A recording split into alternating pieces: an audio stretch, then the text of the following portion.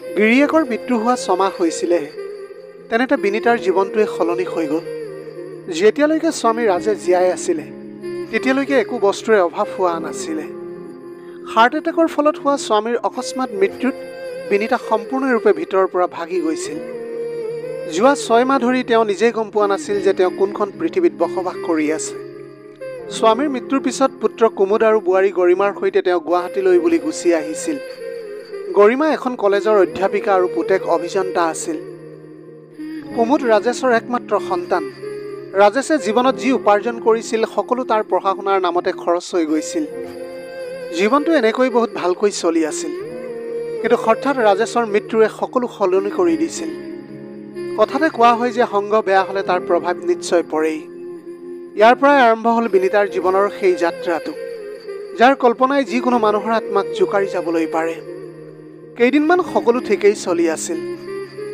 তাৰপিছত এদিন গৰিমা অৰ্থাৎ তেওঁৰ বোৱাৰীকে তেওঁলোকৰ ঘৰত এটা পাৰ্টিৰ আয়োজন কৰিছিল। সহজ ভাষাত যদি আমি ক'বলৈ যাওঁ তেনেহ'লে আধুনিক বোৱাৰীৰ আধুনিক পাৰ্টি আছিল।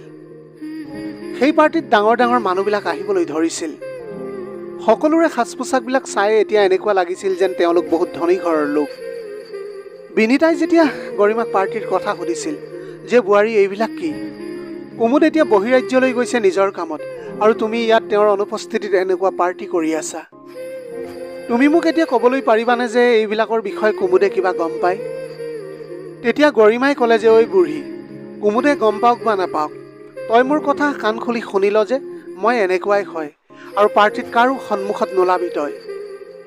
এতিয়া সন্মুখত দেখা সেই কোঠাটোত গৈ চুপচাপ বহি থাক। যেতিয়া পাৰ্টি শেষ হ'ব তেতিয়া বাহিৰৰ ড্ৰয়িং ৰুমত শুই যাবিহি। 2টা বেডৰুমৰ ফ্লেট আছিলে, সেইকাৰণে বিনীতাই সদায় ড্ৰয়িং ৰুমতে শুবলৈ লৈছিল। আজি গৰিমাৰ এই ব্যৱহাৰ দেখি তেওঁৰ নিজৰ কাণকে বিশ্বাস কৰিব পৰা নাছিল।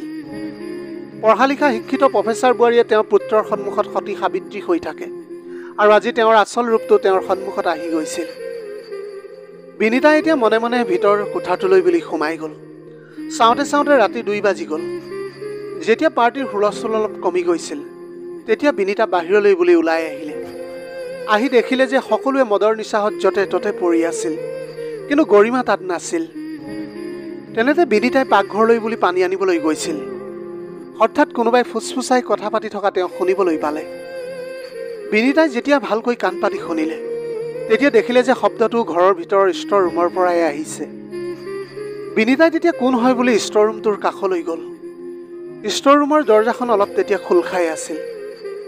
তেওঁ দৰ্জাৰ ফাঁকেৰে চাবলৈ চেষ্টা কৰিলে যে ভিতৰত কোন আছে। ভিতৰত যি দেখিলে সেয়া দেখি তেওঁৰ ভৰিৰ পৰা মাটি খহি যোৱা যেন অনুভৱ হ'ল। তেতিয়া তেওঁ দেখিলে যে বোৱাৰী গৰিমা কোনো পৰপুৰুষৰ লগত অসংযত অৱস্থাত আছিল।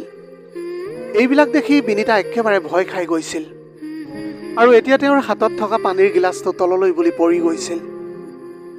গিলাচটো পৰাৰ শব্দত গৰিমাই খৰধৰকৈ বুলি বাহিৰলৈ আহিলে, আৰু বাহিৰত বিনীতাক দেখি জোৰ জোৰকৈ চিঞৰিবলৈ ধৰিছিল, ঐ বুঢ়ী, তোৰ ক'তো শান্তি নাই নেকি? যেতিয়াৰে পৰা এই ঘৰখনলৈ আহিছ জীৱনটো মোৰ একেবাৰে শান্তি নোহোৱা কৰি দিছ। ঘৰৰ এতিয়া এটা কোঠাটো শান্তিৰে থাকিব নোৱাৰা হৈ পৰিছোঁ। গোটেই দিন ইফালে সিফালে ঘূৰি ফুৰিব। গৰিমাই মদৰ নিচাত বহুত কিবা কিবি বকিবলৈ ধৰিছিল। তেতিয়া বিনীতাই বেছি তৰ্ক কৰাটো উচিত নহ'ব বুলি ভাবিলে, আৰু চুপচাপ গৈ নিজৰ কোঠাৰ ভিতৰৰ দৰ্জাখন বন্ধ কৰি দিলে। সেইদিনা ৰাতি কথাবিলাক ভাবি ভাবি একেবাৰে বিনীতাৰ অলপো টোপনি নাহিলে। গোটেই ৰাতি গৰিমাৰ অপকৰ্মবিলাক চকুৰ আগত ভাঙি আহিবলৈ ধৰিছিল। মনে মনে ভাবি আছিলে যে কুমুদে সঁচাই এইবিলাক গম পায় নে নাপায়, নে এইবিলাক তেওঁ একো গম নাপায়। দুদিনৰ পিছত যেতিয়া কুমুদ ঘৰলৈ আহিলে তেতিয়া বহুতবাৰ বিনীতাই কুমুদক সকলো কথা কৈ দিবলৈ বিচাৰিছিল, কিন্তু গৰিমা বহুত চতুৰ আছিলে। সেইকাৰণে কুমুদক অলপ সময়ৰ কাৰণেও অকলে এৰা নাছিল তেওঁ। এতিয়া তাই নিজকে কুমুদৰ ওচৰত সতী সাবিত্ৰী দেখুৱাবলৈ বিচাৰিছিল। কুমুদেও এতিয়া গৰিমাৰ পিছে পিছে ঘূৰি ফুৰিছিল। এদিন যেতিয়া গৰিমা ঘৰৰ বাহিৰলৈ কিবা বস্তু আনিবলৈ বুলি গ'ল তেতিয়া বিনীতাই সুযোগ পালে আৰু কুমুদক সঁচা কথাটো ক'বলৈ গ'ল। আৰু তেতিয়াই গৰিমাই ঘৰলৈ বুলি উভতি আহিছিল আৰু দেখিলে যে মাক পুতেকে কথা পাতি আছিল। তেতিয়াৰ পৰাই গৰিমাৰ এনে লাগিছিল যেন বিনীতাই মনে মনে বহি থকা বিধৰ মহিলা নহয়, আৰু তেতিয়াৰ পৰাই গৰিমাই বিনীতাক প্ৰতাৰিত কৰাৰ এটাও সুযোগ এৰা নাছিল। সদায় জানি বুজি ঘৰত ভাত কমকৈ বনোৱা, বিনীতাক ভোকত ৰখোৱা, প্ৰতিটো সৰু সৰু কথাতে তেওঁক খং কৰা। লাহে লাহে বিনীতাৰ ওপৰত গৰিমাৰ অত্যাচাৰবিলাক বাঢ়িবলৈ ধৰিছিল। অত্যাচাৰৰ সীমাটো তেতিয়া চেৰাই গৈছিল যেতিয়া কুমুদে 15 দিনৰ কাৰণে বাহিৰলৈ বুলি গৈছিল। এতিয়া কুমুদ যোৱাৰ লগে লগে বিনীতাক অত্যাচাৰ কৰাৰ সুযোগটো বিচাৰি পালে। গৰিমাই পাকঘৰত তলা লগোৱা আৰম্ভ কৰি দিছিল। এতিয়া বিনীতাই 2-3 দিনলৈকে খাবলৈ নোপোৱা হৈছিল। তেওঁৰ স্বাস্থ্য একেবাৰে বেয়া হ'বলৈ ধৰিছিল। গৰিমাই কৰবালৈ ওলাই গ'লে ঘৰৰ বাহিৰৰ পৰা তলাটো লগাই থৈ গৈছিল। বেচেৰি বিনীতাৰ জীৱনটো একেবাৰে নৰকত পৰিণত হৈ পৰিছিল। তেওঁ জীয়াই থকাৰ অলপো এতিয়া আশা দেখা নাছিল। লাহে লাহে বিনীতাৰ পৰিস্থিতি বহুত বেয়ালৈ যাবলৈ ধৰিছিল। এদিন গৰিমাই নিজৰ 2জন বন্ধুক ঘৰলৈ বুলি মাতিলে। এতিয়া গৰিমাই বিনীতাক চাকৰিৰ দৰে কামত লগাইছিল। মানুহ দুজনে পানী খাবলৈ বিচাৰিছিল। পানী দিয়া সময়ত বিনীতাৰ হাতৰ পৰা পানী পিছলি এজন ব্যক্তিৰ গাত পৰিল। গৰিমাৰ ইমান খং উঠিলে যে মানুহ দুজন যোৱাৰ পিছত বিনীতাক লাঠিৰে কোবাইছিল। লাঠিৰ আঘাত তেওঁৰ মুখত আৰু শৰীৰত স্পষ্টকৈ দেখা গৈছিল। গৰিমাই খঙতে ইমানখিনি কৰিলে এতিয়া তেওঁৰ ভয় লাগিবলৈ ধৰিছিল যে কুমুদ ঘৰলৈ আহিলে তেওঁ কি উত্তৰ দিব, যে তেওঁৰ এই অৱস্থাটো কেনেকৈ হ'ল। গৰিমাৰ অত্যাচাৰৰ সীমা তেতিয়া অতিক্ৰম কৰিলে যেতিয়া তেওঁৰ এই অপৰাধ লুকুৱাবলৈ পাকঘৰত গৈ চুৰি এখন গৰম কৰিলে আৰু সেইখনেৰে বিনীতাৰ জিভাখন কাটি পেলালে। কেইদিনমানৰ পিছত কুমুদৰ ফোন আহিল যে হঠাতে তেওঁ কোম্পানীৰ কামত ভাৰতৰ বাহিৰলৈ যাবলগীয়া হৈছে। গৰিমাৰ মনে মনে বহুত আনন্দ লাগিবলৈ ধৰিছিল, কাৰণ তেওঁ ঘূৰি ফুৰিবলৈ এতিয়া বহুত সময় পাব আৰু শাহুৱেকৰ সত্যতাটো পোহৰলৈ অহাৰো কোনো ভয় নাথাকিব। যেতিয়া কুমুদে মাকৰ লগত কথা পাতিবলৈ বিচাৰিছিল তেতিয়া তাই ক'লে যে মা আমাৰ ওচৰৰে খুৰী দুগৰাকীৰ লগত কেইদিনমানৰ কাৰণে তীৰ্থযাত্ৰাত গুচি গৈছে। এদিন হঠাতে দৰজাৰ বেলটো বাজিলে। দৰজাখন খোলাৰ লগে লগে গৰিমাৰ চকু কপালত উঠিছিল, কাৰণ দৰজাৰ বাহিৰত কুমুদৰ উকিল এজন থিয় হৈ আছিল। তেওঁক দেখি গৰিমা হঠাতে থতমত খাই গৈছিল। উকিল খুৰা, আপুনি এতিয়া এনেকুৱা সময়ত কিয় আহিছে? আৰে গৰিমা, কি হ'ল? কিয় ইমান ভয় খাইছা তুমি? নহয় মানে খুৰা, মই ক'বলৈ বিচাৰিছোঁ যে কিবা কামত আহিছিল আপুনি। কুমুদটো এতিয়া ঘৰতেই নাই। গৰিমা, মই গম পাওঁ। কুমুদৰ লগত মোৰ কথা হৈ গৈছে। তেওঁই তোমালোকৰ ঘৰৰ মোক ঠিকনাটো দিলে। মই এতিয়া বিনীতা বৌক লগ কৰিবলৈ আহিছোঁ। তেওঁৰ লগত এটা বৰ দৰকাৰী কথা পাতিবলৈ আছিল। ৰাজেশ দাই যোৱাৰ আগতে তেওঁৰ বাবে এটা উপহাৰ দি থৈ গৈছিল। আজি তেওঁলোকৰ বিবাহ বাৰ্ষিকী, সেয়েহে ভাবিলোঁ আজিৰ দিনটোতে তেওঁক ৰাজেশ দাৰ সেই উপহাৰটো দি যাওঁ। উপহাৰ? কেনেকুৱা উপহাৰ? মই তেতিয়া একেবাৰে উৎকণ্ঠাৰে সুধিবলৈ ধৰিলোঁ। তুমি মোক এতিয়া ভিতৰলৈ যাব দিবানে নে সকলো কথা তুমি ইয়াতেই সুধি ল'বা? গৰিমাই ভয় খাই আছিল যে কেনেবাকে সকলো কথা গম পাই যাব বুলি। গৰিমাই উকিলজনক ভিতৰত বহিবলৈ দিলে আৰু পাকঘৰত গৈ তেওঁৰ বাবে চাহ বনাবলৈ গ'ল আৰু তেনেতে শাহুৱেক থকা ৰুমটোৰ বাহিৰৰ পৰা চিটকিনিটো লগাই দিছিল। উকিলজনে যেতিয়া বিনীতাৰ কথা সুধিলে তেতিয়া তেওঁ ক'লে যে খুৰা, মা তেওঁ লগৰ কেইগৰাকীমান মহিলাৰ লগত কেইদিনমানৰ কাৰণে ফুৰিবলৈ গৈছে। তেতিয়া উকিলজনে ক'লে যে তেওঁকতো ইয়াতে কোনেও চিনি নাপায়, তেন্তে তেওঁ কাৰ লগত গ'ল? নহয় নহয় খুৰা, ইয়াতে তেওঁ এজনী বান্ধৱী বনাইছিল। তেওঁৰ লগতে কেইদিনমানৰ কাৰণে তীৰ্থযাত্ৰালৈ বুলি গৈছে। ঠিক আছে তেন্তে, যেতিয়া বৌ আহিব তেতিয়া আহিম। খুৰা, যদি কিবা কথা আছিলে তেন্তে মোকে কওক, মই মাক কৈ দিম। নহয় বোৱাৰী, কথাটো মই তেওঁকহে ক'ব লাগিব। যেতিয়া তেওঁ আহিব মোক ফোন কৰি দিবা। মোৰ নম্বৰটো তুমি লৈ লোৱা। কেইদিনমানৰ কাৰণে মই গুৱাহাটীতে থাকিম। গুৱাহাটীৰ দৰে ডাঙৰ চহৰবিলাকত ওচৰ ঘৰত কি হৈ থাকে কোনোৱেই গম নাপায়। এনেও বিনীতাই অনবৰতে নিজৰ মাজতে ব্যস্ত থাকিছিল, কাৰো লগত বেছি কথাও নকৈছিল। সেইবাবে তেওঁ এনেকৈ নোহোৱা হৈ যোৱা কথাটোত কাৰোৰে একো সন্দেহো হোৱা নাছিল। লাহে লাহে এনেকৈ এমাহ পাৰ হৈ যাবলৈ ধৰিছিল। এতিয়া যিমানে কুমুদ উভতি অহাৰ দিনবিলাক চমু চাপি আহিবলৈ ধৰিছিল সিমানে গৰিমাৰ ভয়বিলাক বাঢ়ি আহিবলৈ ধৰিলে যে তেওঁ এতিয়া কুমুদক কি উত্তৰ দিব। বিনীতাৰ অৱস্থাটো এতিয়া মৃত্যুতকৈ ভয়ানক হৈ গৈ আছিল। এটা জীৱন্ত মৃতক হৈ পৰিছিল। এদিন গৰিমা কিবা বস্তু আনিবলৈ বাহিৰলৈ গৈছিল। যেতিয়া ঘৰলৈ উভতি আহি দেখিলে যে তেতিয়া ঘৰৰ দৰজাখন খোলা আছিল। তেওঁ তেতিয়া দৌৰি গৈ ভিতৰলৈ বুলি সোমাই গ'ল আৰু শাহুৱেকৰ ৰুমলৈ গুচি গ'ল। তাত গৈ দেখে যে তাত শাহুৱেকগৰাকী নাছিল। ঘৰৰ বস্তুবিলাক য'ত ত'ত পৰি আছিল। গৰিমা এতিয়া আচৰিত হৈ পৰিছিল যে শাহুৱেকে কেনেকৈ তেনেকৈ ওলাই যাবলৈ পাৰিলে। এতিয়া তাই ভাবিবলৈ ধৰিছিল যে কেনেবাকে ঘৰৰ পৰা ওলাই যোৱা নাইতো, কিন্তু ঘৰৰ দৰ্জাটো বাহিৰৰ পৰা তলা লগোৱাই আছিল। তেন্তে ঘৰলৈ কোন আহিছিল? গৰিমাই এতিয়া এইটো কথা ভাবি ভাবিয়েই সোফাখনত বহি আছিল।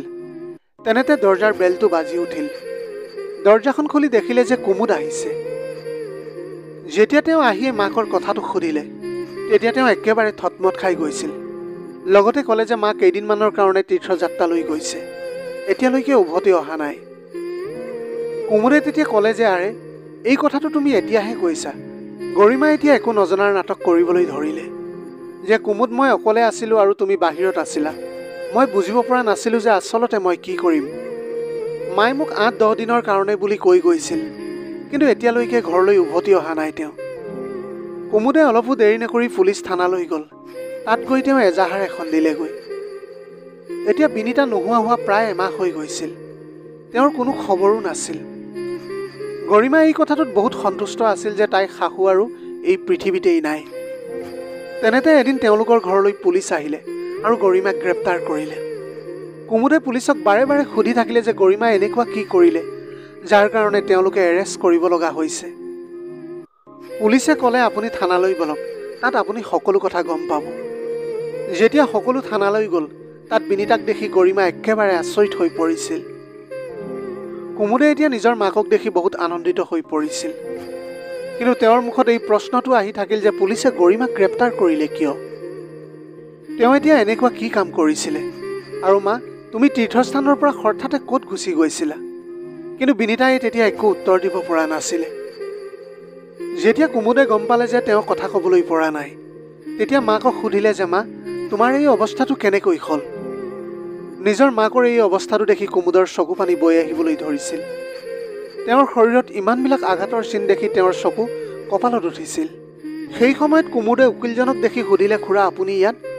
কুমুদ, মই বিনিতা বৌক সেই ঘৰৰ পৰা উলিয়াই আনিছিলোঁ। সেইদিনা মই যেতিয়া তোমালোকৰ ঘৰলৈ গৈছিলোঁ, তেতিয়া ঘৰত তলা লগোৱা আছিল।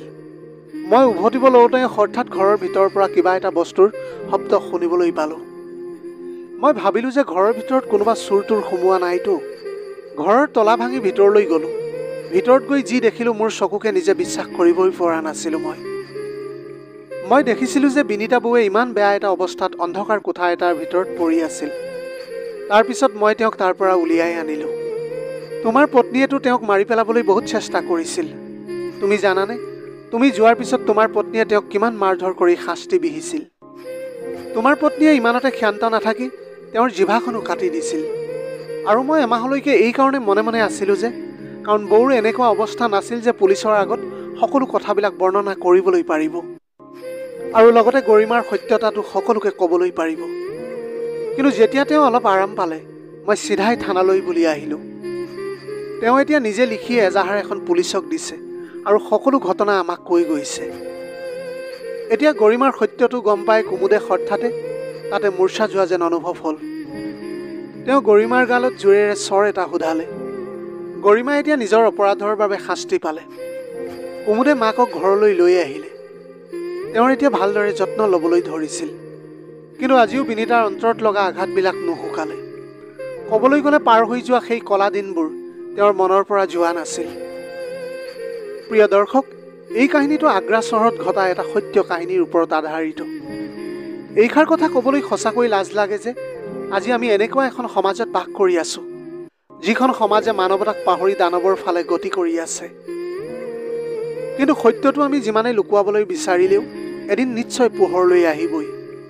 বেয়া কৰ্মৰ ফল সদায় বেয়াই হয়।